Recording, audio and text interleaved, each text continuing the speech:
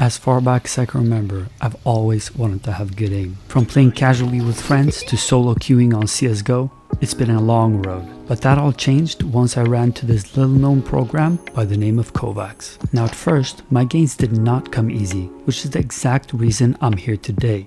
Some struggles are important you go through, and I believe I went through mine to help quicken that process for you guys. Through my many errors and successes, I've caught up a thing or two, but more so, through my coaching, I've learned how to deal with problems that I've never had, and then go about fixing those problems for people to find a universal solution. Otherwise, I wouldn't see myself as a good enough coach to offer my services. But through this process, my aim has started to dwindle, and that's when I started to ask myself, why don't I just do what I do for other people on myself? And that is the result of today's video.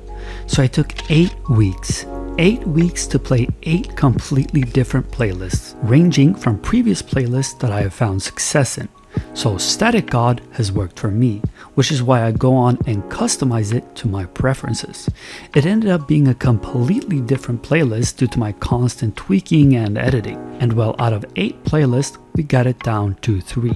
3 standout playlists that helped me in every field of aim that I'm about to share with you today. But there's more. Before we go rushing to these playlists, we have to discuss some rules and even take a look at a secret 4th week you might need to play. I don't want you to miss out on this, so be sure to stick out just a little longer. Now, here's the basics on why I'm so confident these playlists will work well specifically for you. My process was through trial and error, or an 8-week plan, just as a personal trainer or coach in their field would give you. It involves structure and, more importantly, a goal. Instead of simply giving you a playlist that attacks a weakness or one that focuses on your game, we're going about it step by step. So the first week might be accuracy focused. Why?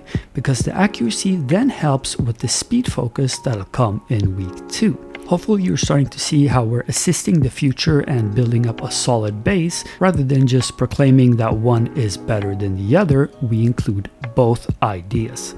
This is very similar to what I did on my aimbot routine, which was a big hit amongst you guys. Now, what about this secret playlist I mentioned earlier? It's essentially a week 0, a starting point for you to build up fundamentals for those people who are really struggling. I won't just leave these people behind, because during my time coaching, I've realized that one thing is almost universally true.